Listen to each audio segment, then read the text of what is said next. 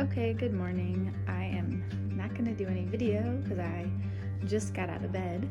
But if I don't take a video of things I'm doing, then Matt's going to be mad. But I think this morning's a good example of how, with a garden, it's easy to get overwhelmed because there's always something to do, but that you just have to sort of be consistent and try to prioritize what's the next most important thing that you need to do. And I'm just showing you all of our little indoor guys.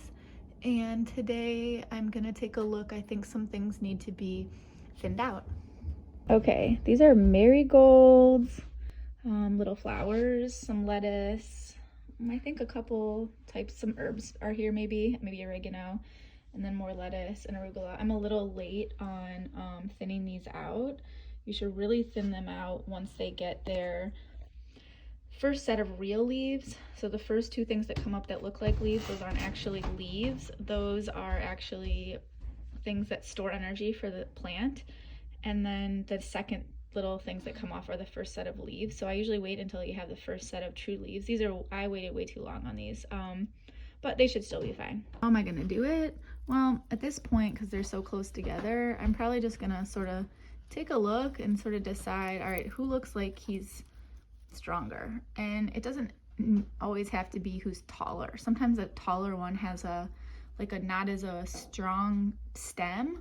So like these two look pretty similar, but I'll probably do the one that's like straighter. But other ones, I might choose one like you can see right in here. Let's see, there's a little tiny guy under here, so obviously he's gonna go. All right, I'm gonna go ahead and thin all these guys out. So I thinned these ones out, but here's a really good example. These are basils. If you look in right at this one, see how it has like this thing and that thing? Those aren't leaves. Those are, I can't remember what they're called. I think they're called condyles or something. And then those other ones are the true leaves. So that's a good time to thin them out. This is way too late. Like I waited way too long. Now lettuces, it's not that big of a deal because I'm just gonna eat them, right? They're not producing fruit for me. And if you look at these, like these kind of got a little weak because they were too crowded. But that's super important for like tomatoes and stuff like that, because if they get too crowded, it might impact their production. And then these are all the little things that I collected, and I'm not gonna throw those away. The flowers I can't eat, but all these little lettuces, I'm just gonna wash those off and I'm gonna eat them with my breakfast. Okay, this is the second tray, and this is a variety of tomatoes. And you can see these are actually about 2 to 3 inches tall, so the next couple of days they need to actually be put into bigger pots. I've thinned out some of the tomatoes already, but there's a few that are left, and then I still need to thin out these cilantros. And I'm confused. Apparently this is lettuce, but I just don't think it is. I think that there was some confusion with the seed. It just doesn't look like lettuce. So I don't know. I'm gonna keep growing it and figure out what it is. But now I'm gonna thin these ones out.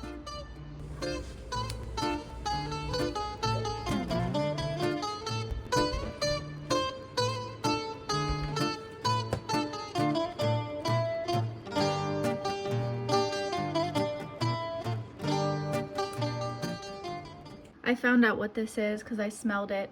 It's dill. Here's the last tray: eggplant, peppers, oregano, parsley, and spinach. And here's our oregano.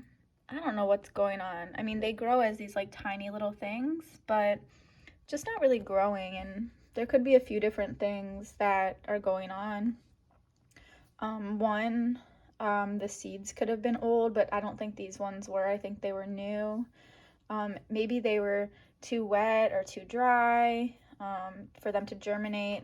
I mean, it's always important to know how long the germination time is. So like some things take like 2 weeks and some things take 3 days. So you might see some stuff coming up in 3 days and say, oh, hey, what's going on with this thing? But it doesn't germinate for a long time. Mostly I'm a little bit late on direct sowing some beets. I forgot to get seeds, so I just got these from the garden store. This is how we store our seeds. It's kind of a hot mess, but this box helps keep it dry, and then I keep it down in the basement where it's cool, and I organize them by the year. But I think for next year I'm gonna do something different. I'd love to hear your seed storing strategies. All right, steps for direct sowing. Step 1, get your seeds. Make sure it's the right time to plant them. Step 2, make your seed marker. These are little. You might notice my outfit, but this is spring in Ohio. I have my winter coat and I also have my sun hat. And then I've got my winter coat, and then I also have, if you can see, my flip-flops. So that is spring in Ohio. I brought out that tray I mentioned of the lettuces and the spinach, so they're gonna start hardening off. And you see these guys over here.